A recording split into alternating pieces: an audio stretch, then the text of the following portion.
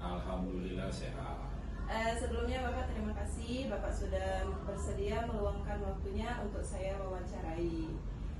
Pada kesempatan kali ini Bapak, saya ingin mewawancarai Bapak terkait tugas saya di Pendidikan Guru Penggerak pada modul 3.1 mengenai pengambilan keputusan.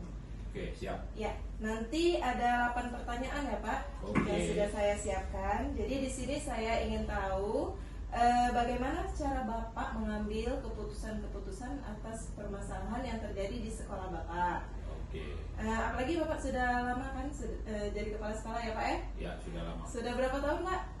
Kurang lebih 10 tahunan. Oh, 10 tahun, lama Pak ya? Oke, baik, kita mulai Pak ya? Iya. Oke. Pertanyaan pertama nih Pak, selama ini saya ingin tahu bagaimana Bapak mengidentifikasi kasus-kasus yang merupakan dilema etika atau bujukan moral Pak. Dalam permasalahan itu, saya mengamati dahulu sesuatu permasalahan yang terjadi, kemudian mengumpulkan informasi yang faktual dan memutuskan suatu keputusan itu sesuai dengan peraturan. Oke, jadi dicari tahu dulu Pak ya? Ya. Oke, pertanyaan selanjutnya nih Pak, bagaimana Bapak menjalankan pengambilan keputusan itu di sekolah Bapak, terutama nih Pak untuk kasus-kasus di mana ada dua kepentingan yang sama-sama benar atau sama-sama mengandung nilai kebajikan ya Pak? Dalam hal itu kita mengambil keputusan harus sesuai dengan aturan. Setiap pengambilan keputusan, saya selalu berhubungan dengan rekan-rekan sejawat, memastikan bahwa keputusan tersebut benar-benar dipahami, karena selalu ada alasan di balik suatu kejadian. Oh gitu Pak ya, artinya ada kolaborasi ya Pak? Ya, ada kolaborasi dengan guru-guru. Oke, baik. Pertanyaan selanjutnya ya Pak, langkah-langkah atau prosedur apa Pak yang biasa Bapak lakukan selama ini? Yang saya lakukan selama ini, yang pertama, saya akan mencari informasi terlebih dahulu.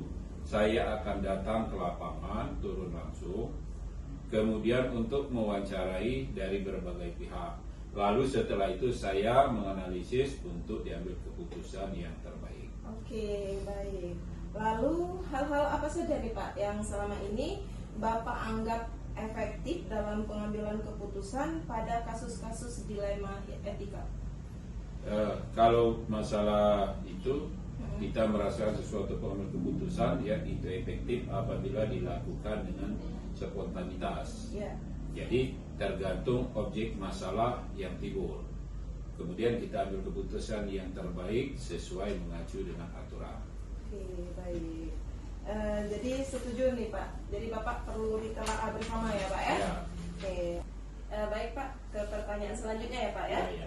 Hal-hal apa saja yang selama ini merupakan tantangan dalam pengambilan keputusan pada kasus-kasus dilema etika Pak? Jadi tantangan yang dihadapi dalam pengambilan keputusan apabila kurang bisa diterima, tentu saja kita harus bisa meyakinkan orang-orang yang terlibat dalam keputusan kita itu. Oke, diyakinkan dulu Pak ya? Diyakinkan dulu, diterima apa tidak. Oh gitu, oke baik Pak. Pertanyaan selanjutnya nih Pak, apakah Bapak memiliki sebuah jadwal tertentu dalam sebuah penyelesaian kasus dilema etika? Nah, apakah Bapak langsung menyelesaikannya di tempat atau Bapak memiliki sebuah jadwal untuk menyelesaikannya? Kemudian saya ingin tahu bentuk atau prosedur seperti apa Pak? Bisa dijelaskan Pak? Jadi kita dalam pemecahan kasus kita tidak ada jadwal tertentu. Kita harus tahu pokok permasalahannya. Permasalahan dalam kasus itu kita selesaikan lebih cepat lebih baik untuk menguntungkan semua pihak. Oke, jadi tidak ada jadwal Pak ya? Tidak ada jadwal. Ya, spontan ya. Oke, baik. Selanjutnya Pak, adakah nih seseorang atau faktor apa yang selama ini mempermudah atau membantu Bapak dalam pengambilan keputusan pada kasus-kasus dilema etika Pak? Jadi dalam mengambil keputusan itu saya bekerja sama dengan wakil kepala sekolah, dengan guru untuk memecahkan kasus-kasus atau permasalahan yang ada di sekolah, sehingga keputusan itu akan lebih baik, akan diterima oleh kedua belah pihak. Ya betul Pak ya, perlu kita bicarakan lagi dengan Iya. guru-guru Pak ya. Iya, iya. Ya, yang terakhir nih Pak, pertanyaan terakhir. Dari semua hal yang telah Bapak sampaikan tadi, pembelajaran apa yang dapat Bapak petik dari pengalaman Bapak mengambil keputusan dilema etika Pak? Jadi pengalaman yang bisa kita ambil itu semuanya, pengalaman itu merupakan guru. Permasalahan itu untuk kita petik dan kita cermati bagaimana supaya kita bisa dapat menyelesaikan kasus itu tanpa memberatkan suatu masalah atau pihak seseorang. Oke, baik. Berarti pengalaman itu guru terbaik Pak ya? Ya. Oke, baik Bapak, menginspirasi sekali wawancara hari ini. Saya berterima kasih sekali Bapak telah meluangkan waktu Bapak untuk saya wawancarai Pak. Ya, terima kasih ya Pak. Assalamualaikum. Waalaikumsalam warahmatullahi wabarakatuh.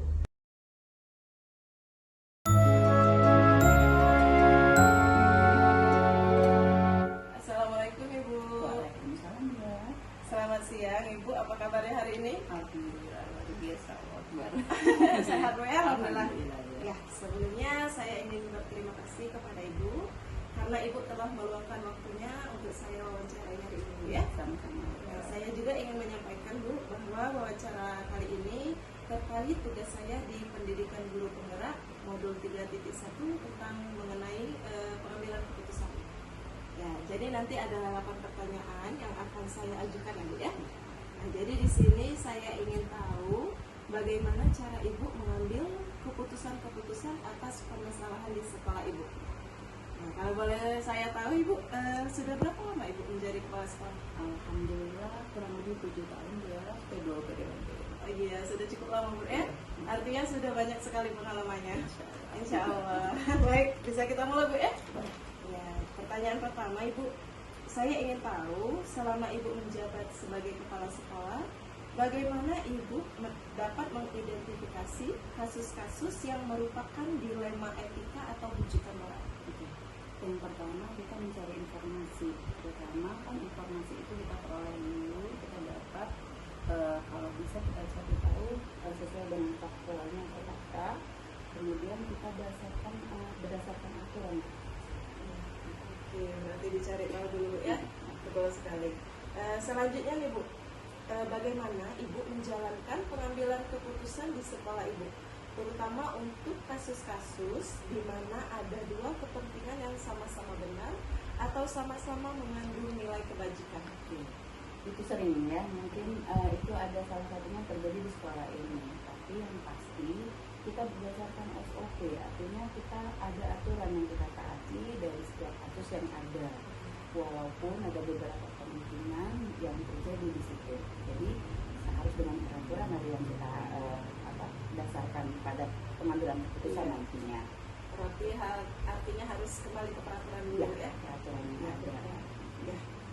Selanjutnya nih Bu, langkah-langkah atau prosedur seperti apa yang biasa Ibu lakukan selama ini? Oke.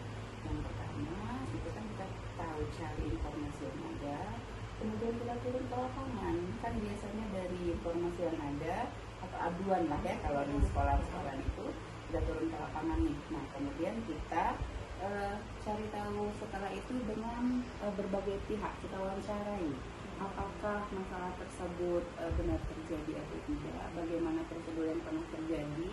Kemudian juga ada tim di sekolah ini, jadi ada manajemen tim yang terdiri dari guru-guru.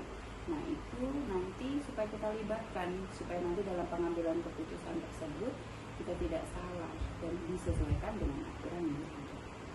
Berarti melibatkan beberapa pihak ya? Iya, yang terkait. Oke, pertanyaan selanjutnya nih Bu, hal-hal apa saja yang selama ini Ibu anggap efektif dalam pengambilan keputusan pada kasus-kasus dilema etika? Oke, itu yang pertama adalah dukungan dari pihak yang terkait, diantaranya guru-guru hebat di sekolah ini. Artinya wali kelas itu yang utama apabila ada kasus yang terjadi pada siswa. Pertama kan guru kelas dulu Bu Ella, baru nanti ada manajemen tim yang ada kita libatkan sehingga kita ambil keputusan itu secara bersama-sama dan menghasilkan keputusan yang baik bagi berbagai pihak yang terlibat. Gitu. Ya, betul Bu ya, kerjasama itu sangat penting Bu ya. Nah lanjut Bu ya. Nah, ini saya ingin tahu nih Bu, hal-hal apa saja yang selama ini Ibu anggap tantangan dalam pengambilan keputusan pada kasus-kasus dilema etika? Oke, itu biasanya dalam kasus itu ada keputusan yang tidak diterima oleh satu pihak. Artinya itu tantangan sekali, karena biasanya dalam masalah mungkin pernah juga terjadi di sekolah ini ada satu masalah yang orang tuanya tidak menerima dari keputusan yang ada, tapi kita berusaha memberikan pengertian kepada mereka dengan menjelaskan dengan aturan yang ada, sehingga pengambilan keputusan dalam penanganan kasus tersebut atau penyelesaian kasus tersebut berjalan dengan baik. Selalu ada pro dan kontra. Ya, pasti ya, itu. Pasti ya. Pasti. Nah, lanjut Bu ya. Iya, oke. Apakah Ibu memiliki sebuah jadwal tertentu dalam sebuah penyelesaian kasus dilema etika? Nah, apakah Ibu langsung menyelesaikannya di tempat atau Ibu memiliki sebuah jadwal untuk menyelesaikannya? Nah, ini bentuk dan prosedurnya seperti apa Bu? Bisa dijelaskan? Yang namanya kasus tentunya kita tidak mau, apalagi kasus yang tidak baik artinya. Nah, tapi pasti ada masalah yang dihadapi dalam sekolah tersebut, baik dari siswa, guru dan lain sebagainya. Tetapi yang jelas kita secara spontanitas, artinya tidak perlu pakai jadwal, karena penyelesaian masalah dengan baik dan secepat mungkin itu supaya tidak berlarut-larut. Iya, diselesaikan secara cepat artinya ya. Benar-benar tidak berlarut ya. Iya, tidak berlarut, tidak. Jadi tidak lama-lama kita memiliki masalah tersebut, jadi sudah terselesaikan akhirnya dengan baik. Ya udah gitu loh. Ya, lebih cepat lebih baik Bu ya. Oke, sip. Ya. Lanjut nih Bu. Oke. Nah, adakah seseorang atau faktor-faktor apa nih yang selama ini mungkin mempermudah atau membantu Ibu dalam pengambilan keputusan pada kasus-kasus dilema etika? Oke. Di sini karena punya tim, artinya sekolah punya tim yang baik, guru-guru hebat, jadi mereka membantu saya dalam pengambilan keputusan disesuaikan dengan aturan yang ada. Nah, saya harapkan guru-guru ini memang solid dalam penyelesaian kasus yang ada. Ya, benar. Kolaborasi dengan guru itu sangat Guru-guru, penting, oke, ya. penting sekali itu Bu Oke. ya. Nah, ini pertanyaan terakhir Bu ya. Mm-hmm. Dari semua hal yang telah kita sampaikan tadi Bu ya, Ibu sampaikan tadi, pembelajaran apa yang dapat Ibu petik dari pengalaman Ibu mengambil keputusan dilema etika? Oke. Itu dari kasus-kasus yang ada, artinya pengalaman itu adalah guru terbaik. Jadi dari pengalaman yang ada, tentu pengalaman yang baik kita ambil di sisi positifnya, kalaupun nanti yang negatif kita tinggalkan. Iya, betul ya. Pengalaman itu tidak ada di buku mana Oh iya, Bu, ya. betul sekali. Jadi memang pengalaman itu guru terbaik Bu. Iya. Ya, oke Bu, sangat menginspirasi sekali jawaban-jawaban Ibu. Sama-sama. Iya, lancar sekali wawancara kita hari ini. Ya, Ya, alhamdulillah. alhamdulillah Bu ya, terima kasih sekali saya ucapkan kepada Ibu karena Ibu telah bersedia Bu ya mau saya wawancarai. Oke, semoga Ibu Ella juga menjadi guru penggerak yang dapat memotivasi dan menginspirasi bagi guru-guru saya di sekolah ini khususnya dan guru-guru lain di sekolah lain juga. Amin, amin. Alhamdulillah. Terima kasih ya Ibu. Oke, Assalamualaikum. Waalaikumsalam warahmatullahi wabarakatuh.